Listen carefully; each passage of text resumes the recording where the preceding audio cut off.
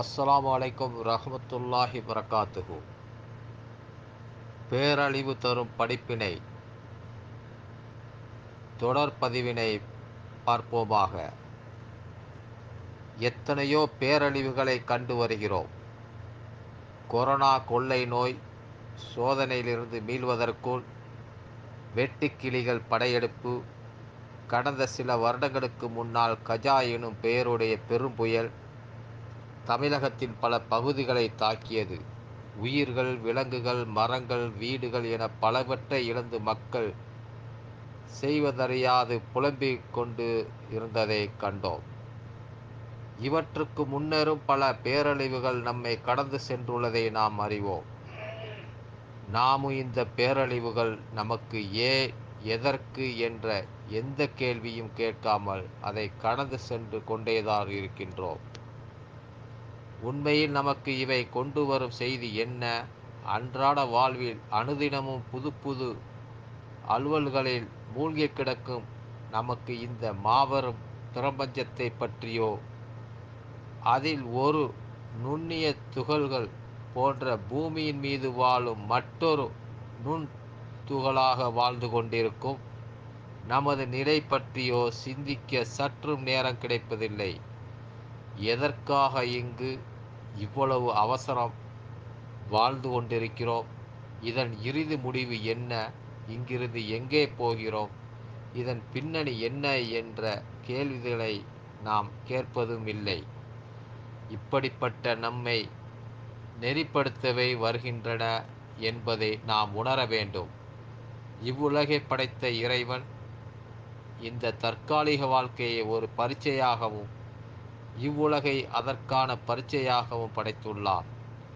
இதில் இறைவனின் எவல் விலக்கல்களை பேணி வாழ்வோருக்கு பரிசாக சொர்க்கத்தையும், இறை கட்டளைகளை புறக்கணித்து வாழ்வோருக்கு தண்டனையாக நரகத்தையும் ஏற்பாடு செய்துள்ளார். அப்படிப்பட்ட பரீட்சை கூட்டத்தில் தான் நாம் வாழ்ந்து கொண்டிருக்கிறோம் என்பதை நினைவூட்டு நிகழ்வுகளை இது போன்ற பேரழிவுகள் சம்பவங்கள். இதை உணர்வோர்தான் அறிவாளிகள். சோதனைகள் வாழ்க்கையின் அங்கம்.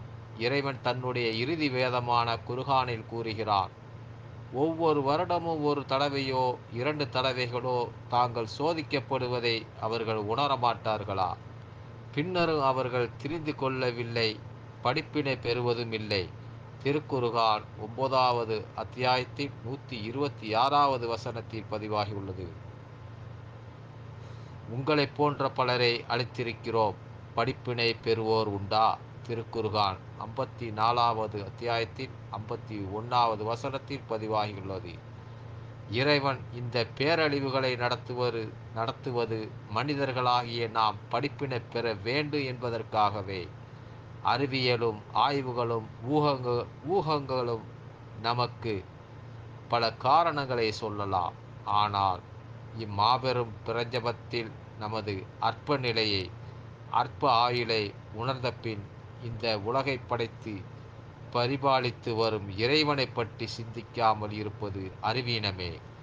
இந்த அறிவீனம் நம்மை இதைவிட பெரிய ஆபத்தில் கொண்டு போய் சேர்க்கும் என்பதை நாம் உணர வேண்டும். பேரழிவுக்கு முன்வரும் எச்சரிக்கை. இந்த பேரழிவு நம் கண் முன்னே சிலவற்றை அளித்ததைப் போலவே நாமும் ஒரு நாள் மரணம் என்ற நிகழ்வு மூலம் அளிக்கப்பட இருக்கிறோம் என்ற உணர்வையாவது நாம் குறைந்தபட்சம் பெற வேண்டும். நீங்கள் எங்கே இருந்தபோதும் மரணம் உங்களை அடையும். உறுதியான கோட்டைகளில் நீங்கள் இருந்தாலும் சரியே. திருக்குர்ஆன் 4வது அத்தியாயத்தில் 78வது வசனத்தில் பதிவாகி உள்ளது. இன்ஷா அல்லாஹ் அடுத்த பதிவில் மற்றதை காணுவோமாக. அஸ்ஸலாமு அலைக்கும் ரஹ்மத்துல்லாஹி வரகாத்துஹு.